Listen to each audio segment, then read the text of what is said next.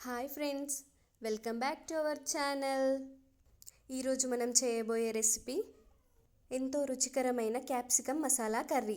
ఇది చాలా తక్కువ ఇంగ్రీడియంట్స్తో సింపుల్గా త్వరగా చేసుకోవచ్చు. ముందుగా దానికి కావాల్సినవి: పావు కేజీ క్యాప్సికమ్, 3 టమాటాలు, 1 ఉల్లిపాయ. క్యాప్సికమ్, టమాటో, ఆనియన్ ఇందులో చూపిస్తున్న విధంగా కట్ చేసుకొని పక్కన పెట్టుకోవాలి.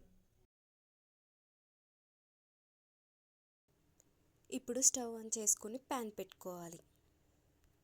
అది వేడయ్యాక 2 టీ స్పూన్ల పల్లీలు, 2 నుండి 3 టీ స్పూన్ల నువ్వులు, కొన్ని ఎండు కొబ్బరి ముక్కలు వేసుకొని వేయించుకోవాలి. ఇలా మంచిగా ఫ్రై చేసుకొని పక్కన పెట్టేసుకోవాలి.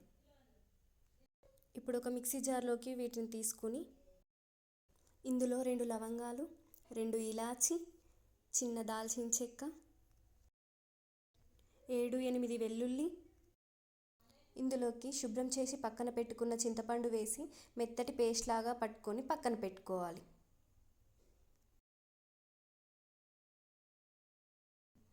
ఇప్పుడు స్టవ్ ఆన్ చేసి ఒక కడాయి పెట్టి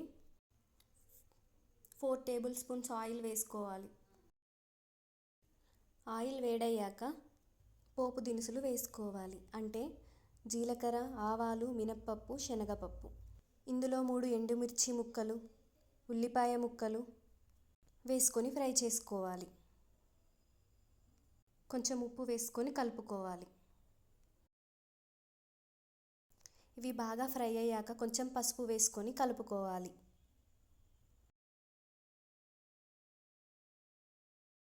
ఇప్పుడు ఇందులో కట్ చేసిన క్యాప్సికమ్ ముక్కలు వేసుకొని కలుపుకోవాలి. మూత పెట్టి 5 నుండి 6 నిమిషాల పాటు మీడియం ఫ్లేమ్లో మగ్గనివ్వాలి. 6 నిమిషాల తరువాత మూత తీసి కొంచెం కరివేపాకు, టమాటోలు వేసి కలుపుకోవాలి. 3 నిమిషాల పాటు మూత పెట్టి ఉడికించుకున్న తర్వాత మనం ముందుగా సిద్ధం చేసి పెట్టుకున్న మసాలా పేస్ట్ని వేసుకొని కలుపుకోవాలి. ఇప్పుడు మీ రుచికి సరిపడా కారం, ఉప్పు వేసి కలుపుకోవాలి. ఇప్పుడు ఇందులోనే కొద్దిగా వాటర్ యాడ్ చేసి కలుపుకోవాలి. ఇప్పుడు మూత పెట్టి క్యాప్సికమ్ బాగా ఉడికేంత వరకు ఉడికించుకోవాలి 8 నిమిషాల పాటు.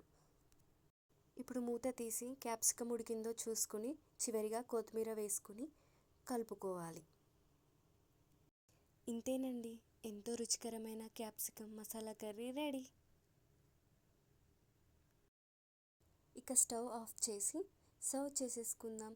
ఇది రైస్, రోటీలోకి చాలా బాగుంటుంది.